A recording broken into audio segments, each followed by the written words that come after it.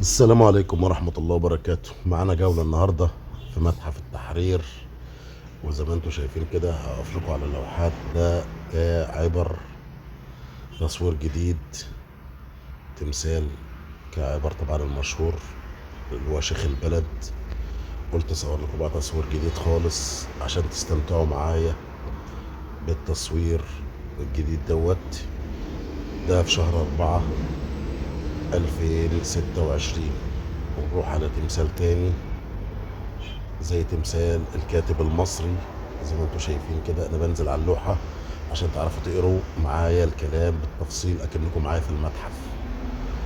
اهو تمثال الكاتب المصري، تمثال قيم جدا جدا جدا،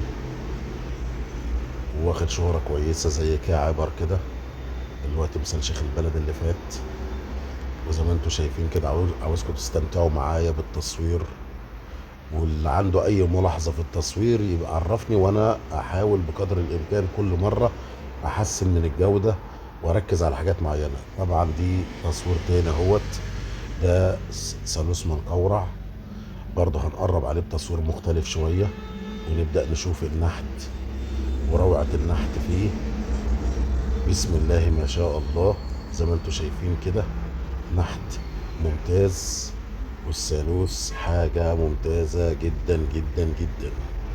وبرضو هننقل مع بعض على حاجة تانية زي ما انتوا شايفين كده معايا. ده تمثال للخادم اللي هو كان حامل المكياجات على الشنط على الحاجات ديت. شوفوا برضو اهوت حاجة كده بيبقى له نفوذ زي ايه، بنقول عليه كده ايه، الكاميريرا. بس ده كان حاجة مقربة جدا من الملك، فبيبقى شايل معاه الحاجات الاكسسوارات، الحاجات الغالية، الحاجات النظيفة اللي خاصة بالملك او بالملكة ايا كان. برضو زي ما انتم شايفين كده بيبقى له نفوذ. طبعا انتوا عارفين بالبلدي كده قريب من الحاكم بيبقى له نفوذ برضو.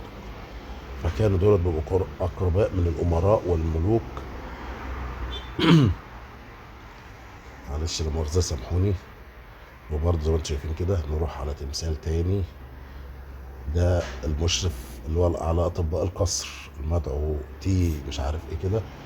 ده طبيب، يعني طبيب مشهور ومشرف على الاطباء، يعني ده كبير الاطباء في القصر. برضو زي ما انتم شايفين كده عند المصري القديم في عصر الاسرات. هو ده كبير الاطباء، نحت رائع جدا جدا جدا جدا. ده لما تقف تتفرج عليه كده قدام منك حاجة روعة روعة، احسن من التصوير كمان. ننقل برضك على ده تمثال زي ما انتم شايفين كده المدعو سند اللي هو القزم واسرته. اهو سند واسرته زوجته. طبعا هنا معمول تمثال بالحجم الطبيعي واولاده تحت رجليه. حاجه انا نزلت ريلز على الصفحه، يا ريت تتفرجوا برضك على الريلز والشرح، حاجه كده جميله. وعندنا كمان تمثال تاني ننقل عليه، ده للمدعو برضو، ده قزم خنوم، برضو نزلته ريلز على الصفحه. ده قزم برضك ومكانة الأقزام، يعني ما كانوش فيه عنصرية، كان لهم قيمة وقامة في المجتمع في مصر القديم.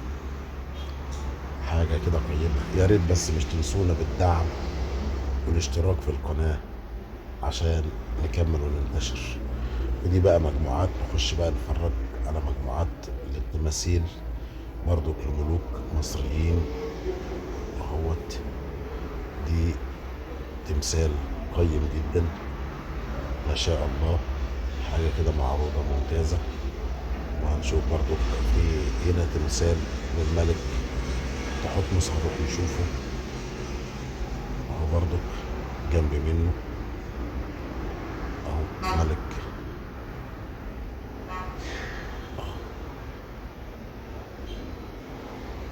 تحتمس التالت اهوت برضو اهو تمثال جميل جدا جدا جدا جدا في وضع تقديم القرابين للآلهة.